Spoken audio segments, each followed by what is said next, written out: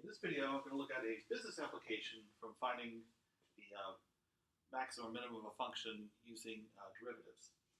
So in this problem, we have a company that is selling a product for $1,100 or $1,100 per unit, and they sell on average 84 units per month. We also estimate that for every $110 by which we increase the price, you can expect that as the price increases, that they will sell less, and they estimate that for that amount of an increase, that they will sell 3 units less per month. So for example, if they increase the price by $110 to $12.10, then they will sell only 81 units per month. If they increase it by 110 more, so to $13.20, then they will sell only 78 units, and so on. So with that information in mind, what price will lead to the maximum revenue? So we have complete criteria, because if they increase the price, then they expect more revenue due to that, but also less revenue due to selling fewer units. So what is the ideal balance between price and number of units sold that will lead to the maximum revenue? Okay, so what I will do is I'll define a revenue function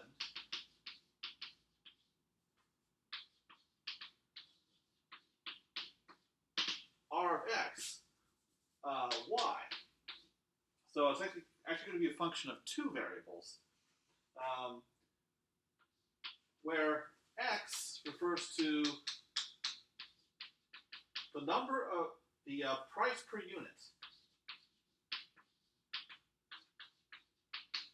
and then y is units sold per month. We're dealing only with units sold per month, so we'll just stick with that consistently. Now, given the price per unit and a number of units sold, the revenue function is very simple. It's just going to be x times y. But what we really are after is the price. So if we can somehow express the number of units sold in terms of a price, we can make it a function of only one variable, and I'll work with that. Because in this whole course, we only work with functions of one variable and find the rate of change in respect to its one and only variable. So we just need to eliminate y. Interrupt it again. So I need to eliminate y by writing it in terms of x. And the way we do that is using the information that we're given. That when x is equal to 1,100, y is 84. And then when if we add 110 to the price, then y dips by 3. So that means that when x is equal to 1,210, y is equal to 81. So we're assuming that the number of units is a linear function of the price. So the way we can tell that is a set increase in price leads to a decrease in for units, no matter what price or number of units you're starting from. So when you have a constant change of y with respect to x, then that means you have a linear function. So this information alone tells us what the slope is. So we're going to use point slope form. That's the easiest way to obtain the formula for the number of units in terms of a price.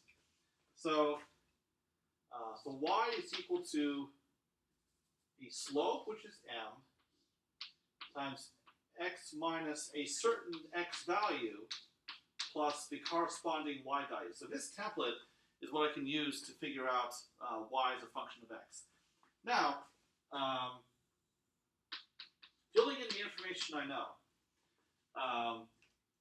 think rise over run. So rise is a change in y, run is a change in x. So my run is 110, and my rise is minus 3. It's negative because the number of units is decreasing. So the slope is minus 3 over 110. And then when the price is equal to 1100, then the number of units sold is 84. So right here I have my function. Y is equal to minus 3 over 110 times the quantity x minus 1100 plus 84. So if I substitute x equals to 1100, this will go away and I get 84. Okay, so now what I can do is substitute that into my revenue function to express a revenue function as only a function of x. So I'll rename this function r of x is going to be this whole function y times x. So I'm going to have minus 3 over 110 x squared minus 1100x, multiplying the whole thing by x, plus 84x. So now what I can do is take the derivative of this function, find out where it's equal to 0, to find a value of x for price that leads to a maximum revenue. So take the derivative. I'll have the same constant, minus 3 over 110, times the derivative of what's inside here. So I have derivative of x squared, which is 2x. Derivative of 1100x is just going to be 1100. And then plus 84. Since the derivative of x is 1. And so therefore derivative of 84x is 84. Okay, so now that I have my derivative, I will set that equal to 0 to find the critical point, or any critical points that could lead to a maximum or a minimum. So I got some algebra to do here. So what I'm going to do is first move the 84 to the other side.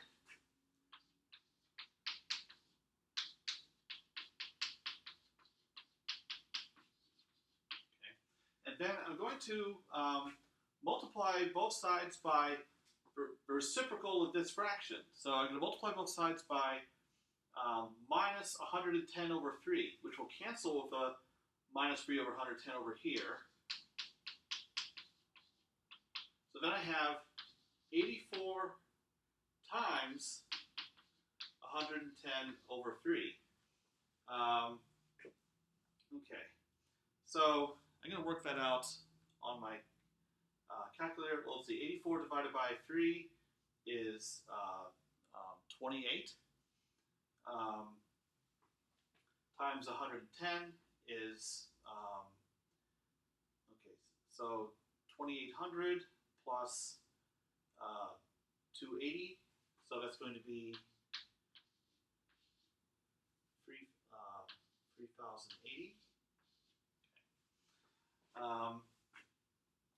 And then what I'll do is add this 1100 to the other side. So I'm going to have 2x is equal to 3080 plus 1100. So that's going to be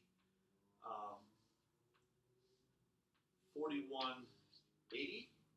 And now I can divide by 2, both sides. So I get x is equal to 4180 divided by 2, which is 2090. Because I have a 4,000, that gives me 2,000. Half of 180 is 90, so that gives me 2090. So that is the price that leads to a local extrema, maximum or minimum, of the revenue. Now, to determine whether it really is a maximum or minimum, what I could do is use the second derivative test. So the second derivative of this function is going to be minus 3 over 110 times the derivative of what's inside here. Well, the derivative of a minus 1100, that's going to be 0. The derivative of 2x is just going to be 2. And then the plus 84, the derivative of that is 0 also. So I just have minus 6 over 110, which is negative. Well, when these have a critical point and then the second derivative at that critical point is negative, that means that your critical point is a local maximum, which is what we want. So, so for our final answer, we have this value x equals 2090. That maximum maximizes revenue.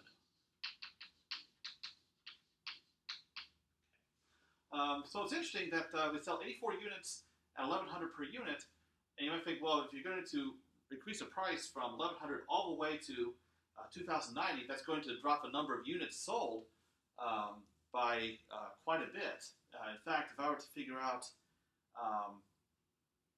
how many units were sold, I could take my value of 2090 and substitute it back in here. So 2090 minus 1,100 is going to be